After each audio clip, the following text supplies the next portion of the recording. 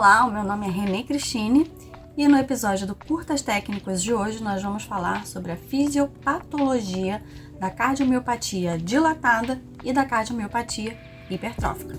Existe um grupo de doenças que acomete o coração que é chamado de cardiomiopatias.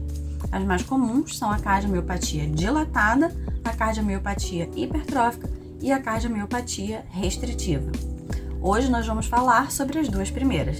Então, falando sobre a cardiomiopatia dilatada, o que acontece é que esse coração ele começa a perder força de contração. Então, nós temos uma musculatura cardíaca que faz uma determinada força para expelir de dentro da câmara, de dentro do ventrículo, aquele determinado volume de sangue. Com a redução nessa força de contração, esse sangue ele passa a não ser expulso do ventrículo com a mesma pressão e no mesmo volume, ou seja, começa a acumular sangue na câmara cardíaca, no ventrículo. Como vocês podem ver aí na imagem, uma imagem de um ecocardiograma, a gente tem uma parede bem fininha, e uma luz, um espaço dentro da câmara muito grande, que é toda essa parte preta aí no meio, tá?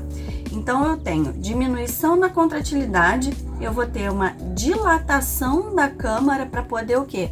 Caber mais sangue, porque eu tô expulsando menos sangue, porém continua entrando pelo átrio a mesma quantidade de sangue, tá certo? Então, diminuir, começo a aumentar, começo a fazer uma insuficiência de mitral ou de tricúspide, Faz um sopro. Por quê?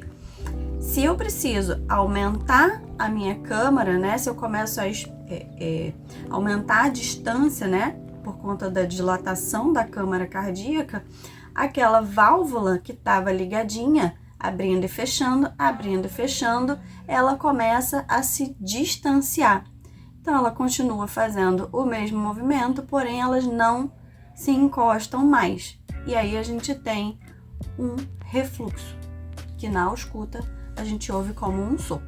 Para compensar essa diminuição na força de contração, esse coração ele precisa começar a bater mais rápido para poder tentar expelir uma quantidade maior de sangue do ventrículo e para aumentar a pressão arterial, que fica reduzida quando a gente diminui essa força de contração, ele também começa a fazer uma vasoconstrição periférica.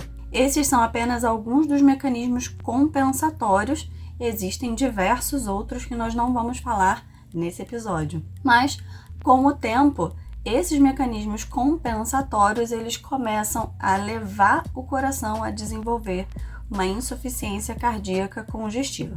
Já na cardiomiopatia hipertrófica, a gente tem o movimento contrário. A gente vai ter um aumento na espessura da parede do coração. É aquele coração que fica marombado, que fica fortão, fica super musculoso. Igual quando a gente vai para a academia, e começa a desenvolver músculo. O que acontece? Esse coração, ele começa a ter uma maior força de contração, Como vocês podem ver aí na imagem, a gente vai ter um aumento na espessura da parede e uma diminuição da luz. Conseguem perceber como essa imagem é completamente diferente da imagem anterior? E aí, com o aumento dessa espessura, a gente também diminui a capacidade de complacência, A capacidade dessa câmara se dilatar para caber mais sangue. Tá? Então, eu vou ter uma hipertrofia atrial compensatória, vou ter, por conta desse aumento na força de contração, pelo aumento na espessura da musculatura, um aumento da pressão que vai de eliminação desse sangue. Então, a gente começa a ter também uma regurgitação pelo movimento oposto. Essas válvulas, elas não se encontram mais da maneira adequada. Então, começa a ter um sopro. Tá certo? Eu espero que tenha ficado claro para vocês e eu vejo vocês no próximo episódio.